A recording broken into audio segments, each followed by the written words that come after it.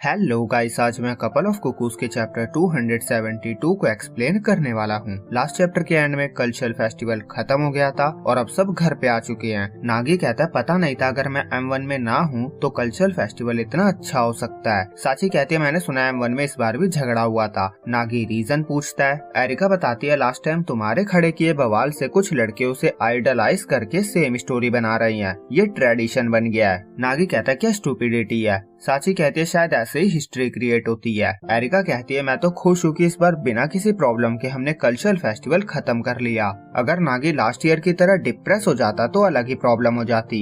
इससे नागी को वो किस याद आ जाती है जो एरिका ने M1 के बाद की थी। वो कहता है कहना क्या चाहती हो। एरिका कहती है कुछ भी नहीं। फिर वो साची से पूछती है मॉम के साथ उसकी बातचीत कैसी रही। नागी को पता चलता है कि साची एंटरटेनर बनने वाली है। एरिका बताती है एक high school romance reality show है जिसका नाम है I like you tomorrow. Nagi ने उस शो के बारे में नहीं सुना था और उसे रोमांस शो अच्छा भी नहीं लगता। वो कहता है अचानक से ये बात कहाँ से आ गई। साची बताती है एरिका ने जब एम्बेसडर बनकर काम शुरू किया था तब रित्सुको ने उसे ऑफर दिया था। उस टाइम उसे लगा था वो मजाक कर रही थी पर वो उसके डेब्यू के लिए सीरियस थी और अगर साची एक्टिंग करना चाहती है तो उसके पेरेंट्स को भी इससे कोई प्रॉब्लम नहीं है। नागी पूछता है तो तुमने क्या सोचा है। साची कहती है अभी मैंने डिसाइड नहीं किया है, तुम बताओ तुम क्या सोचते हो। नागी सोच में पड़ जाता है पर एरिका साची के एंटरटेनर बनने से बहुत खुश थी और नागी इस बारे में सोचने के लिए वहाँ से बाहर चले आता है। अब वो पार्क में बैठकर उस शो को देखने लगता है। लड़का लड़की से कहता है मैं तुम्हें कल लाइक करूंगा तो मुझे डेट कर लो और लड़की भी मान जाती है। नागी को ये बहुत स्टूपिड लगता है। वो कहता है क्या पता आज वो तुम्हें हेट करती हो। वो सोचता है साची इस शो में होगी और किसी अजनबी को डेट करेगी। क्या इस तरह का शो सच में पॉपुलर है।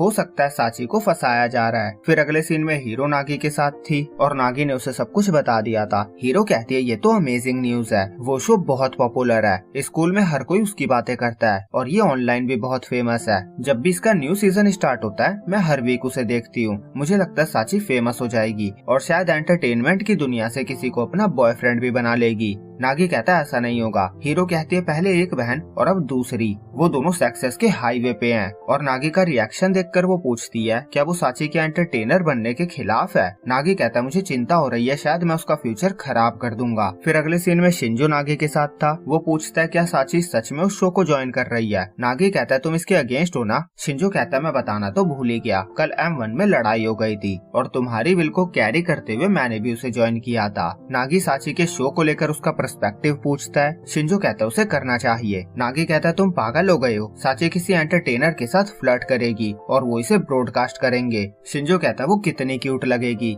नागी कहता है वो तुम्हारे साथ नहीं होगी, फिर भी तुम ये कह सकते हो साची एंटरटेनर बनकर तुमसे दूर चली जाएगी, तुम्हें इससे कोई प्रॉब्लम नहीं है। शिंजो कहता है अगर वो ये करना चाहती है तो हमें उसके डिसीजन की रिस्पेक्ट करनी चाहिए। बड़े भाई का काम होता है कि वो उसकी छोटी बहन को उसके सपने पूरे करने में हेल्प करे। फिर वो पूछता है मैं उस शो में कैसे जा सकता हूँ। नागी कहता है दफा हो जाओ। वो सोचता है मैं कर क्या रहा हूँ। जैसा कि हीरो और शिंजो ने कहा मुझे उसे सपोर्ट करना चाहिए तो उसके खिलाफ होना तो बहुत ही बुरा है, मैं एक लूजर हूँ। और घर पे एरिका साची से कहती है ये तुम्हारा डिसीजन है, नागी को इससे कोई प्रॉब्लम नहीं होगी। तभी नागी आता है और कहता है मैं इसके सख्त खिलाफ हूँ और यहीं पे ये चैप्टर एंड होता है। तो अगर आपको एक्सप्लेनेशन अच्छा लगा हो तो लाइक करे और अगले चैप्टर के लिए चैनल को सब्सक्राइब करना ना भूले। अगले वीक मिलेंगे इसके अगले चैप्टर के साथ, तो जब तक के लिए बाय बाय।